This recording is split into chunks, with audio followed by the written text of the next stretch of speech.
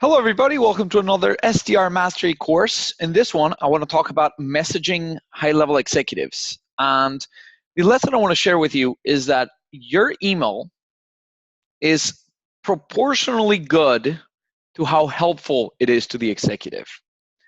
And here's what I mean by that. Whoever's opening your email really doesn't care about you, doesn't care about your product, doesn't care about your company, doesn't care about anything like that. The only thing they're thinking is, what can you do for me? How helpful is this for my company? So I'm going to give you a few different examples just to showcase different strategies and ideas that you can utilize via email to be way, way more successful. The first one is, imagine you sell, like AltiSales, you sell sales development outsourcing services.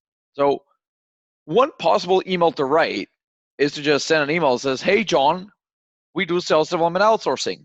Would you be interested? What is that going to do? Well, anybody who's like even remotely interested or who has been thinking about SDR outsourcing, who's maybe thinking about building a team, might respond and say, yeah, that's super helpful to me. I'm interested. And the 99.99% of the market that is really not looking for it will probably like ignore, decline, or mark spam. So depending on who you're reaching out to, and then we specialize obviously on cold outbound email, which is probably what most of you are doing as SDRs.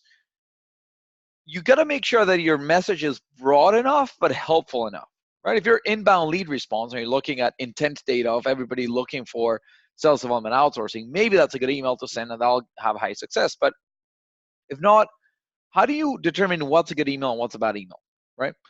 Another aspect to consider on top of how helpful is this is how short or long is this. The shorter and the most helpful, the better, right? So an email that starts with like, hey, John, this is XYZ and I work at this type of company and blah, blah, blah. Like each word literally takes away of the helpfulness of the email and it decreases your chances of success.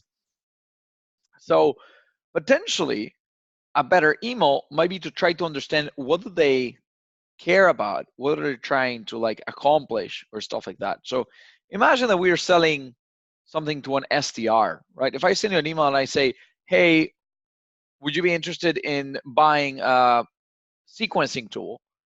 You'd only respond if you're actually in market.